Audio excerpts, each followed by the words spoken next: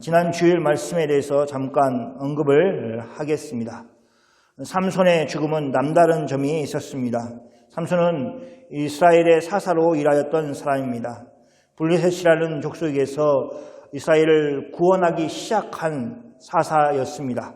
그런데 성경은 그가 자신을 희생하여서 블레셋 방백과 블레셋 사람들을 죽였을 때 죽인 사람이 살았을 때 죽인 사람보다 더 많았다고 밝히고 있습니다.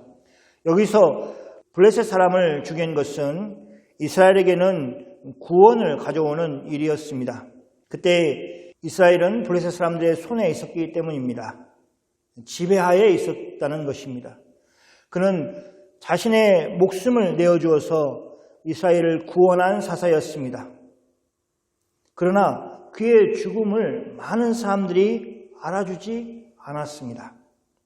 삼손이 이스라엘을 위해서 해준 일을 생각한다면 이스라엘 족속들이 나와서 죽은 삼손을 잘 장사해 주었을 것 같은데 실상은 그렇지 못했습니다.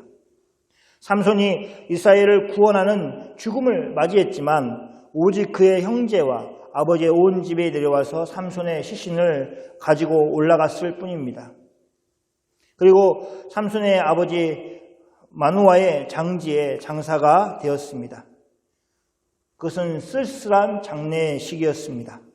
삼손의 아버지 마누아는 참 허탈했을 것입니다. 젊은 아들을 먼저 보내는 것이 그에게 분명 고통이었을 것입니다. 그의 자신의 장지에 아들의 시신을 넣는 것도 힘든 일이었을 것입니다. 아무튼 삼손의 장례는 그렇게 가족들에 의해서 소소하게 치루어졌습니다. 이스라엘을 구원하였음에도 불구하고 그런 쓸쓸한 장례식이 되었던 것입니다. 그러나 예수님의 장례는 삼손의 장례보다 더 초라하였을 것이라는 사실을 알고 계십니까? 이미 제자들은 예수님이 붙잡혔을 때에 뿔뿔이 흩어져 버렸습니다. 예수님이 십자가에 달리실 때 그 자리에 여인들과 지켰던 제자는 요한이 유일하였습니다. 제자들은 자신의 스승의 시신을 수습할 힘도 없었습니다. 12사도라고 하는 제자들에 의해서가 아닌 다른 사람들에 의해서 예수님은 장사되었습니다. 제자들은 이미 모든 의욕을 상실한 것 같습니다. 그렇게 예수님의 장례는 아주 조용히 치루어졌습니다. 온 인류를 구원하시기 위해서 친히 십자가에서 자신의 생명을 주신 예수님을 사람들은 그렇게 대우했습니다. 예수님이 사흘 만에 부활하시지 않았다면 예수님의 제자들이 예수님을 위해서 무엇을 했을 것이라고는 우리는 상상할 수 없습니다. 예수님은 자신의 구원 사역을 제자들에게 또 세상에 확증하시는 방식으로 부활하셨습니다. 예수님은 사망 권세를 이기신 분이 되셨습니다. 그 전에 온전히 사망이 세상을 지배하였습니다. 하나님은 다른 방식이 있다는 것을 보여주시기 위해서 이 땅에 사망을 보지 않고 하나님께로 가는 사람을 두셨습니다. 그 사람이 구약에는 에녹이 있었습니다. 그는 아담의 번제로 이제 죽음만이 가득한 세상 가운데 죽음을 맛보지 않고 하나님이 그를 데려가시는 은혜를 맛보았습니다. 물론 그 자신에게도 은혜였겠지만 사람들에게 소망을 가지게 하였습니다. 우리는 그가 특별히 하나님께 어떤 선한 일을 많이 해서 그런 은혜를 받았다고 생각하지 말아야 합니다. 물론 에녹은 특별한 점이 있었을 것입니다. 그러나 그것은 하나님의 선하신 의도에 비하면 아무것도 아닌 것입니다. 하나님의 결정에 어떤 작은 영향도 줄 수 없는 것이었습니다. 그럼 하나님은 에녹을 왜 데려가셨습니까?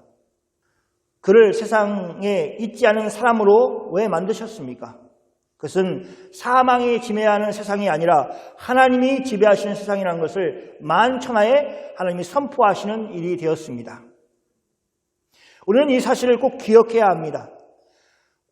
우리는 예수 그리스도께서 사망의 권세를 물리치고 사흘 만에 부활하셨다는 것을 고백합니다. 그리고 그 믿음 안에 사는 그리스도인들은 이제 사망이 지배하는 것 같이 보이는 세상 속에 살지만 그 사망까지도 하나님이 다스리고 있으심을 고백해야 합니다. 저는 그것이 지옥의 문을 여는 것이고 슬픔과 괴로움의 문을 여는 역할을 하였다면 이제 그리스도인에게는 천국 문을 여는 역할을 하는 것입니다. 하나님이 계신 천국으로 가는 은혜의 문이 되는 것입니다. 그러면 성도는 죽음에 무릎 꿇어서는 안 됩니다.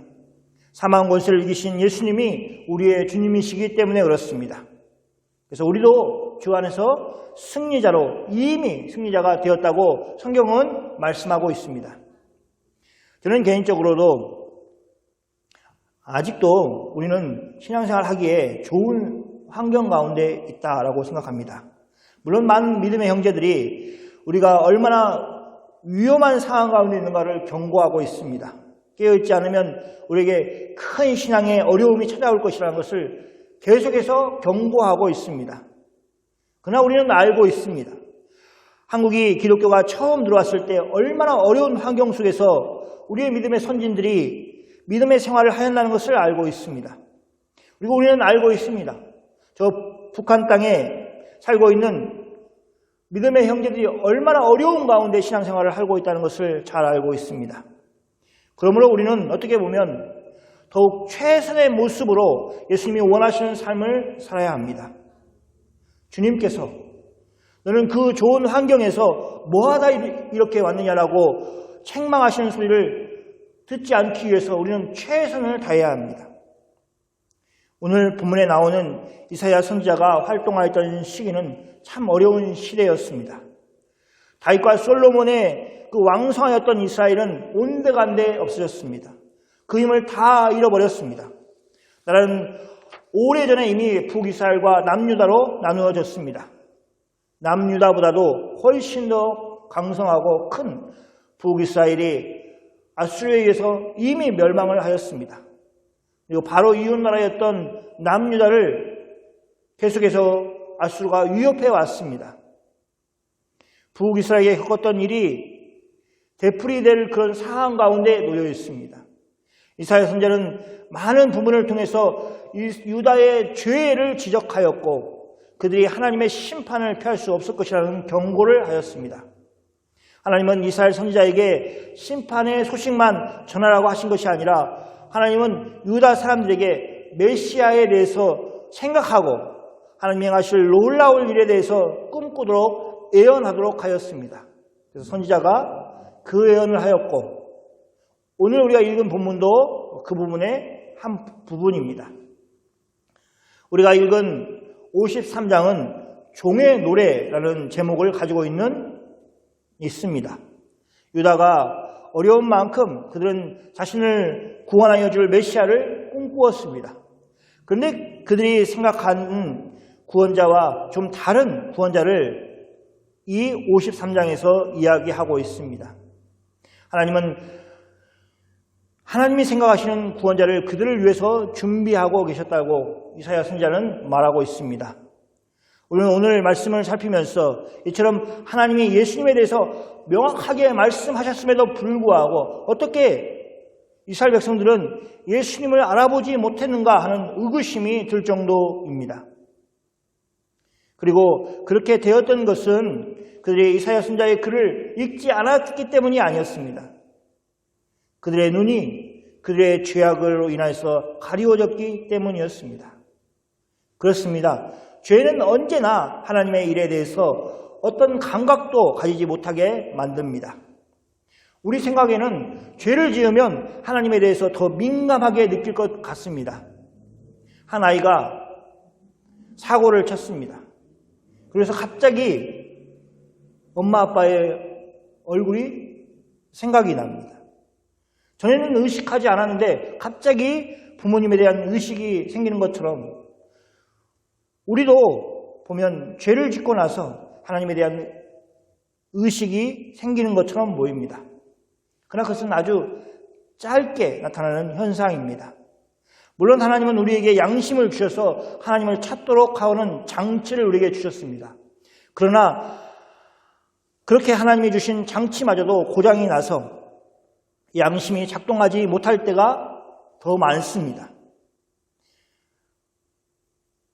양심마저 제어할 수 있는 그와 더 강력한 죄성이 우리 안에 있기 때문에 그렇습니다.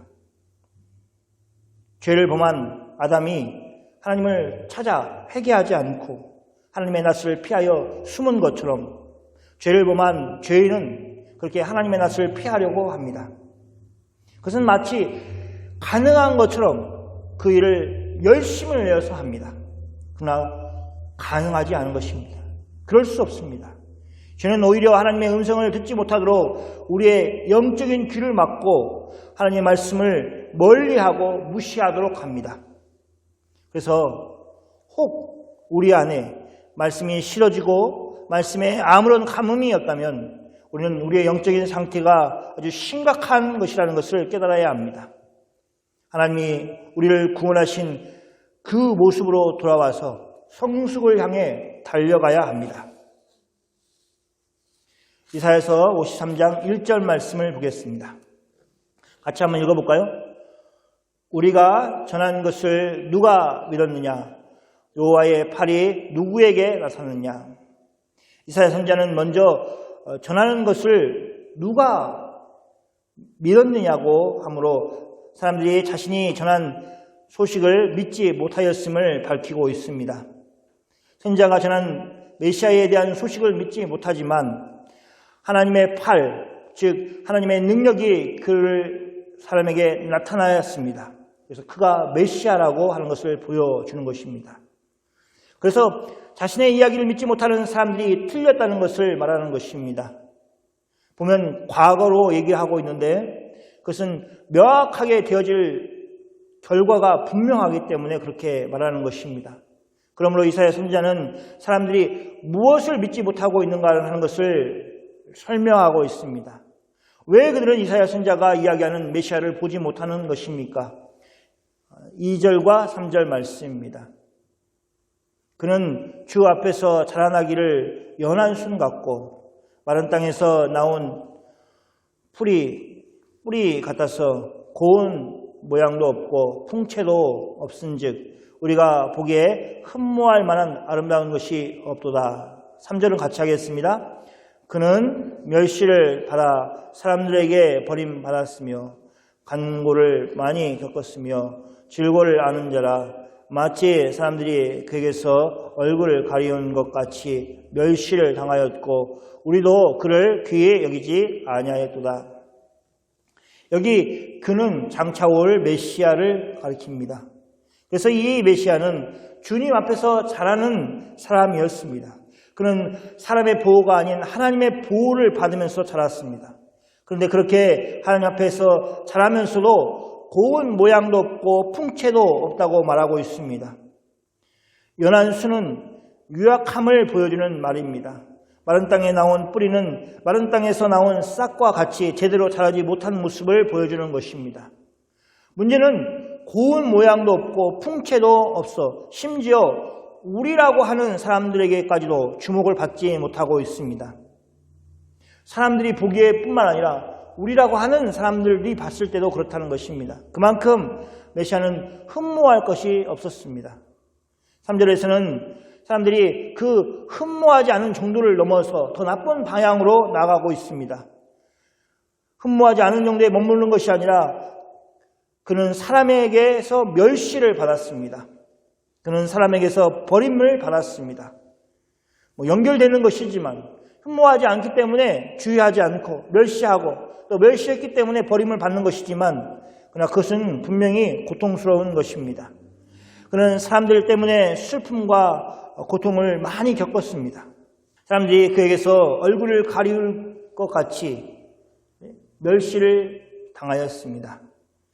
그 모습을 똑바로 볼 수 없을 정도로 사람들이 차마 제대로 보지 못하고 자신의 얼굴을 가리는 상황이 될 정도로 그렇게 예수님은 멸시를 당하신 것입니다. 그것은 사랑의 표시가 아니라 멸시의 표시였습니다. 여기에 사람들이 나오고 또 우리라고 하는 사람들이 나옵니다.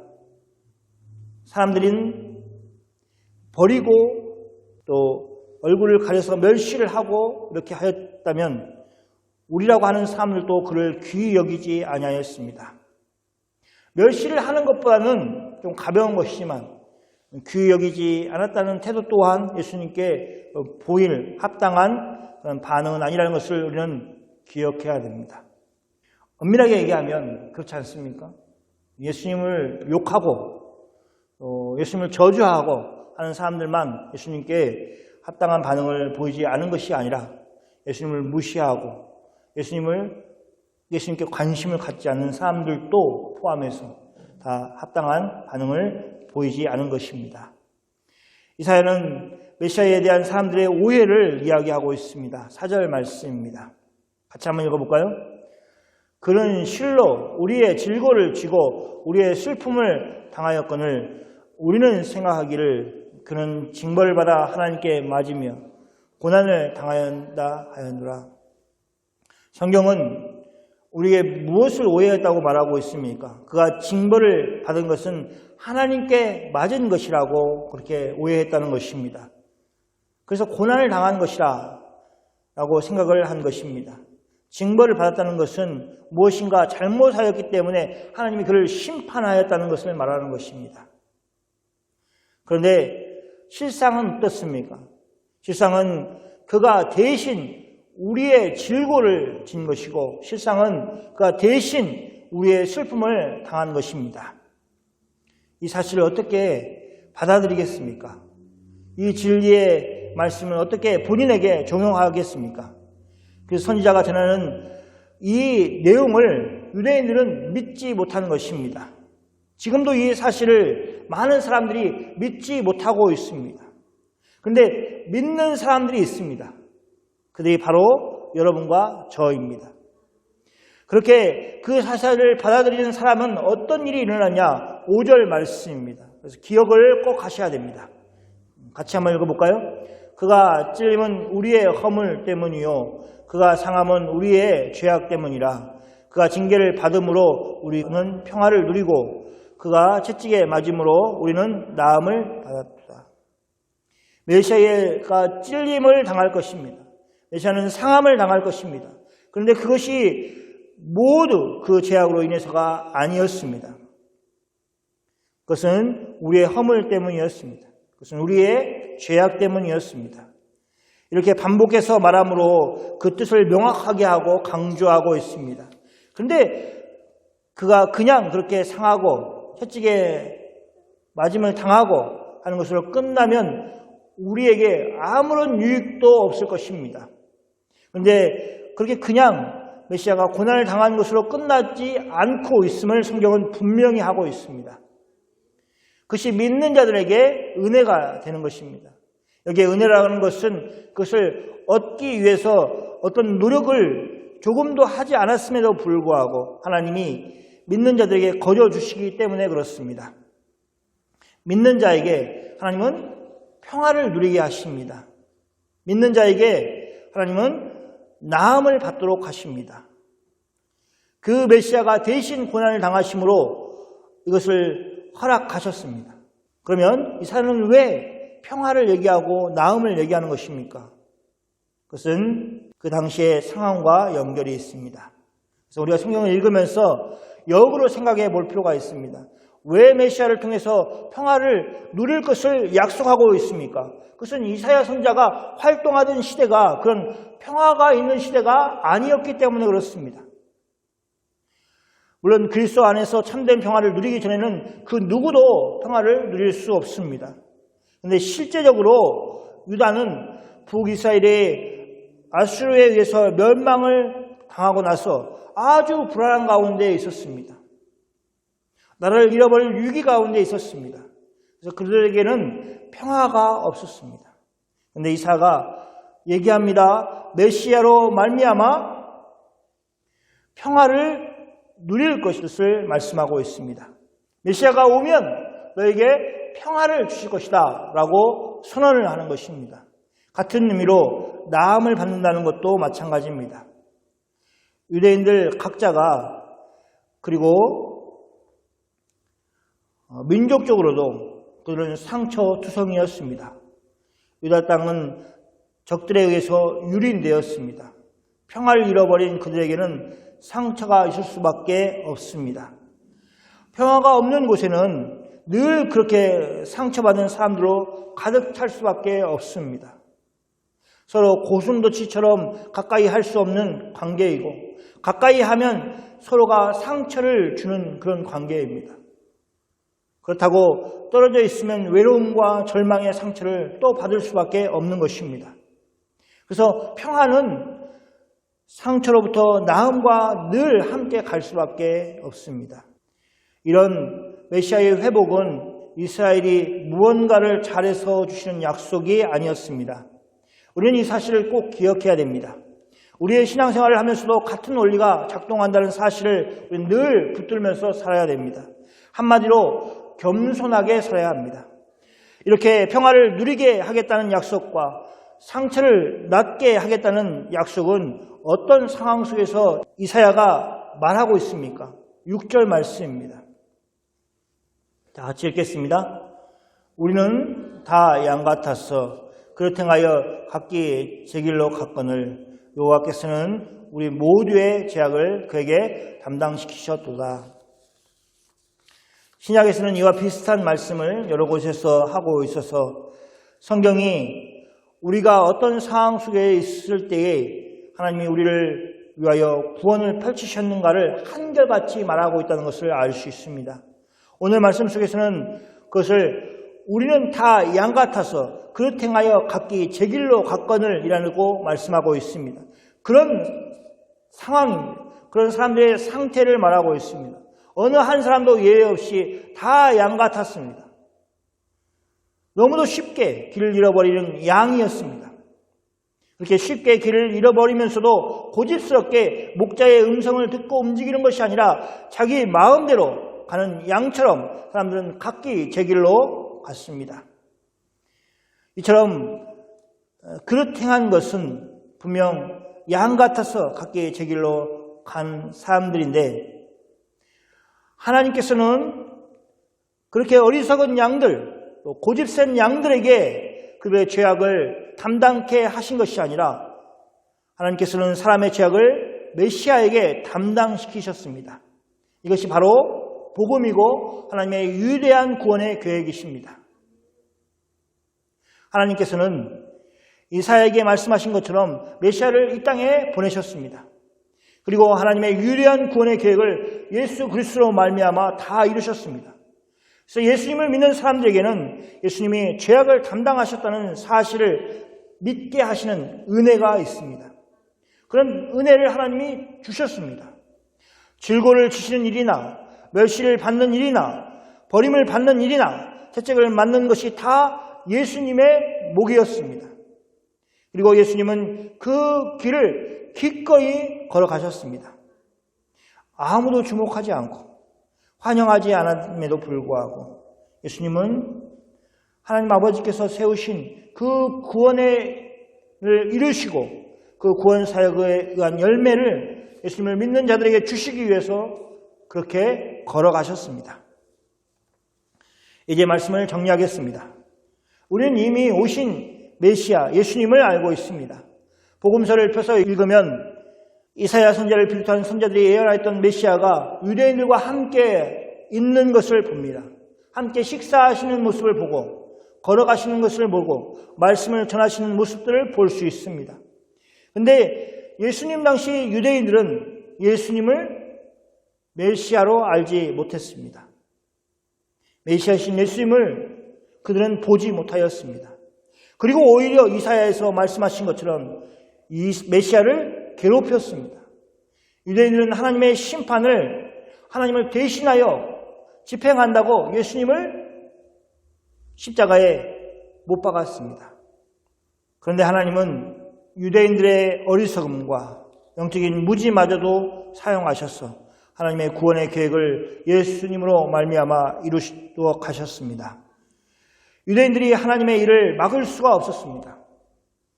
이사야 선지자가 활동했던 시대에 사람들의 입장에서는 복음서의 예수님을 기다리는 입장이지만 이제 우리는 조림하신 예수님이 아닌 재림하실 예수님을 기다리고 있습니다.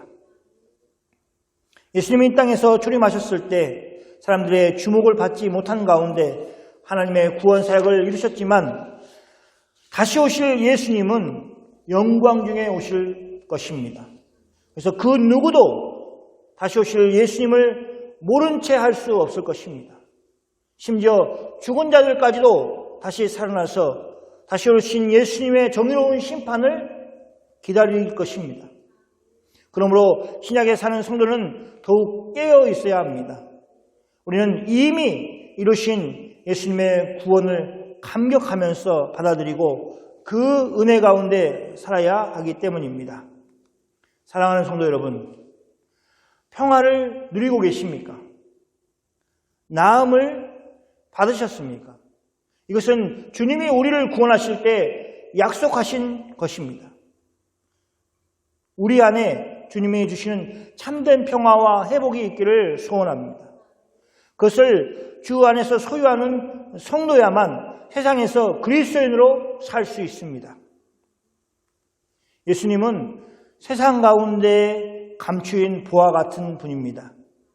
관심을 가지고 그분께 집중하지 않으면 보이지 않으시는 분입니다. 있는지조차 모르는 분입니다. 그러므로 우리는 예수님을 보아야 합니다. 예수님을 알아가야 합니다.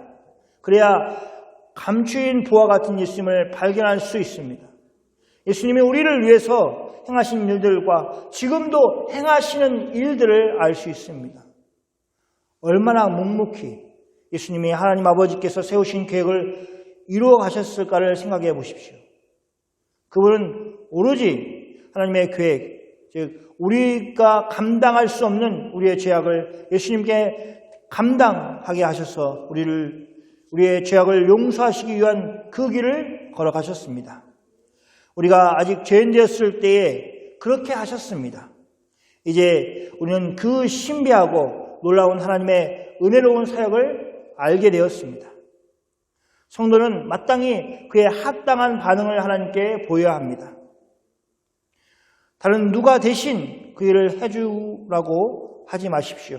바로 여러분이 하셔야 합니다. 하나님이 이루신 일에 대해서 감격하고 기뻐하십시오. 우리 주님이 더 깊은 은혜 안으로 우리 모두를 이끌어 주실 것을 기대하십시오. 다른 누가 아닌 여러분이 그렇게 은혜 가운데 사시기를 축원합니다. 아멘. 같이 기도하겠습니다.